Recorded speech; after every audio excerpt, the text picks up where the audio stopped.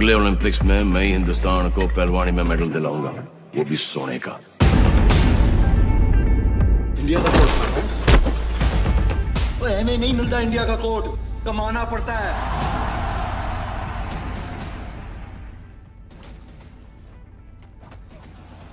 क्या है Usha express? Hello दोस्तों, मैं नितिन आपका स्वागत करता हूं पॉलीग्राड स्टूडियोज में।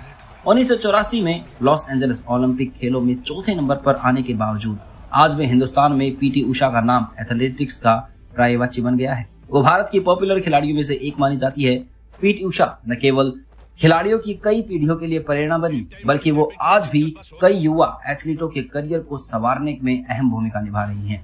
पीटी उषा का सफर दौड़ जैसा रहा है। जैसी दौड़ में वो 1984 के ओलंपिक खेलों में शामिल हुई थी, उनके जीवन और करियर में भी कई उतार चढ़ाव आए। अपने शुरुआती दिनों को याद करते हुए पीटी उषा कहती हैं, असल में 1980 के दशक में हालात बहुत अलग थे।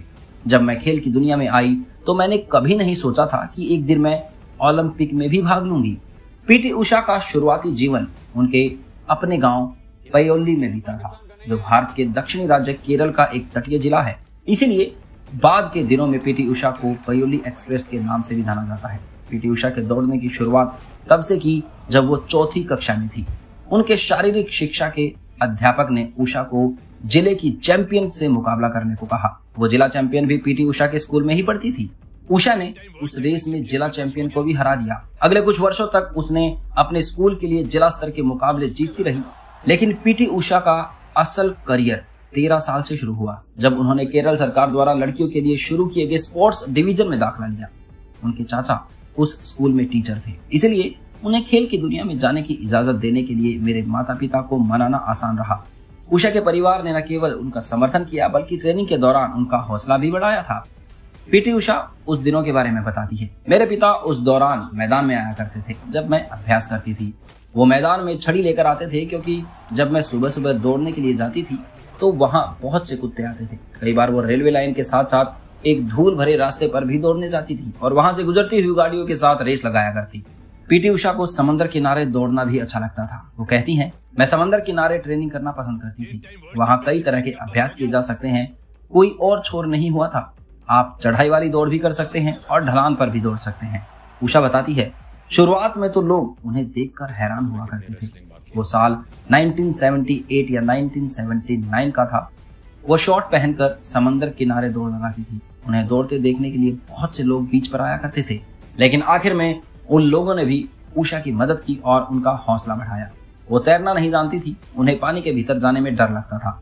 तब वहां बच्चे और आसपास के लोग समंदर के किनारे आया करते थे। उन्हें तैरना आता था और वो उषा की हिफाजत किया करते थे। हालांकि पीटी उषा राज्य सरकार के प्रशिक्षण अभियान में शामिल थी, फिर भी उन्हें बहुत कम सुविधाएं मिला करती थी, क्योंकि वहां करीब 40 खिलाड़ी थे, जिनमें एथलीट भी शामिल थे।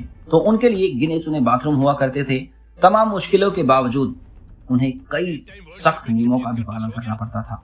उनका दिन सुबह 5 बजे शुरू होता था। दौड़ने की प्रैक्टिस करने के साथ साथ उन्हें पढ़ाई का कोर्स भी पूरा करना होता था। स्कूल की इसी स्पोर्ट डिवीजन में पीटी उषा की मुलाकात मशहूर कोच OM नाम्बियार से हुई। नाम्बियार से मिलना उषा के करियर का इम्पोर्टेंट मोड़ साबित हुआ। नाम्बियार को पीटी उषा में एक अलग ही चमक दिखी।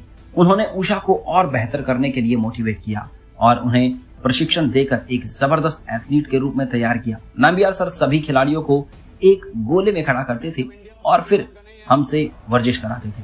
जो सबसे अच्छा करता था वो उसे इनाम दिया करते थे और उषा हर बार सबसे अच्छा करना चाहती थी, पहले जिला स्तर, फिर राज्य स्तर और आखिर में राष्ट्रीय स्तर पर। पीटी उषा का प्रदर्शन दिनों दिन निखरता गया। 1980 में केवल 16 बरस की उम्र में पीटी उषा ने मॉस्को में हुए ग्रीष्मकालीन ओलंपिक खेलों में हिस्सा लिया था। 4 साल बाद वो किसी ओलंपिक खेल के फाइनल में पहुंचने वाली पहली भारतीय महिला एथलीट बन गई थी। लेकिन बस एक मामूली से फासले से उषा ओलंपिक का मेडल जीतने से चूक गई थी। 1984 में लॉस एंजलिस ओलंपिक खेलों में महिलाओं की 400 मीटर की बाधा दौड़ का धुंधला सा वीडियो आज भी भारतीय खेल प्रेमियों के रोंगटे खड़े कर देता है और उनके दिल टूट जाते हैं। इस फुटेज की शुरुआत में आप एक लंबी और दुबली भारतीय एथलीट को शुरुआती लाइन पर खड़ा देखते हैं।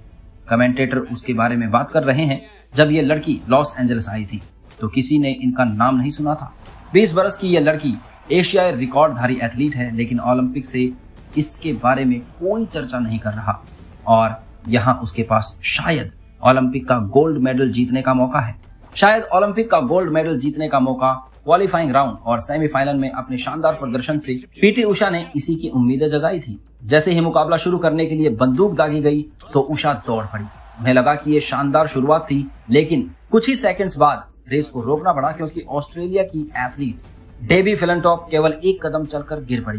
पीटी उषा उस मुकाबले को याद करते हुए कहती हैं, जब दोबारा रेस शुरू हुई तो वो बहुत नर्वस थी। उनका ध्यान बिल्कुल बढ़ चुका था, वो डरी हुई थी, उनके हाथ पैर कांप रहे थे।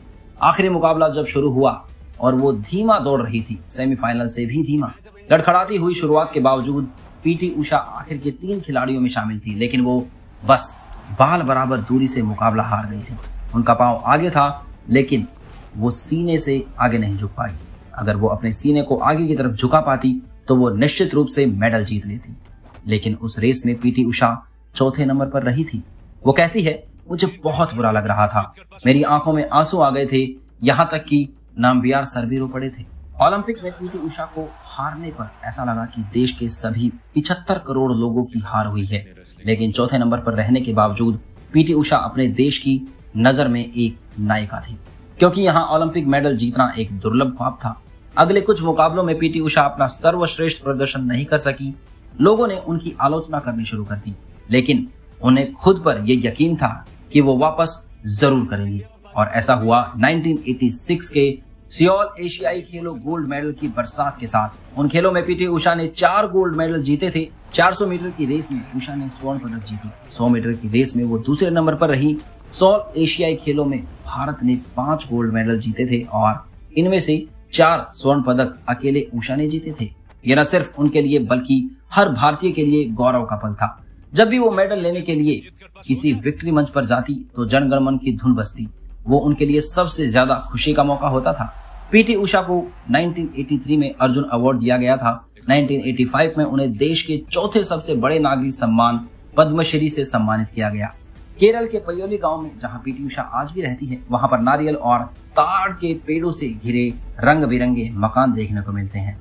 जब आप गांव में घुसते हैं तो आपको दक्षिण भारत के किसी भी गांव जैसा एक सुकून भरी शांति का एहसास होता है। गांव की एक गली का नाम पीटी उषा के नाम पर रखा गया। उससे होते हुए आप पीटी उषा के घर तक पहुंचते हैं। ये सिर्फ उषा का घर नहीं, बल्कि ये उनकी उपलब्धियों का खजाना भी है और उनकी यादों का घर भी। घर की कलात्मक सरलता ठीक वैसी है जैसी खुद पीटी उषा है, विनम्र, शुक्रगुजार और जमीन से जुड़ी हुई। उषा के पति श्री श्रीनिवासन वहीं झूलती हुई कुर्सी पर बैठे हैं और मेन हॉल में उषा की जीती हुई सभी ट्रॉफियां और मेडल रखे हुए हैं। दूसरी तरफ सीढ़ियों के साथ पुरानी तस्वीरें तरीके से लगाई गई, जिसमें पीटी उषा की तस्वीरें प्रधानमंत्रियों, नोबेल विजेताओं और अन्य एथलीटों के साथ हैं।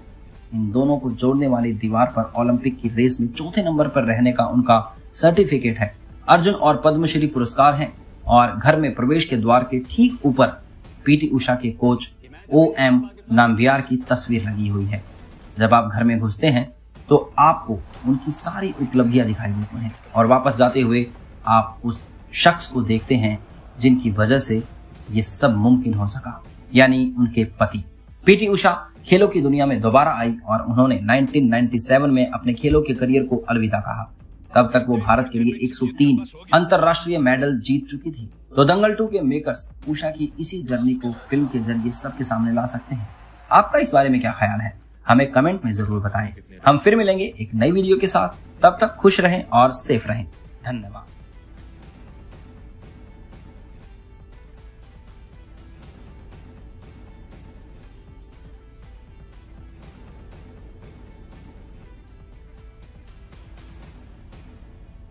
ये मैच अब इंडिया और पाकिस्तान का नहीं है। तू एक फाइटर है, तो फाइटर कभी हार नहीं मानता।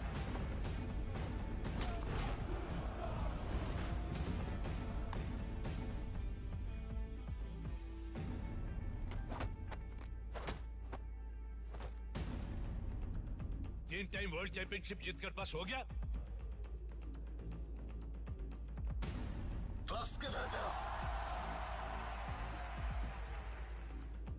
देखा तुझ में कितनी रेसलिंग बाकी है।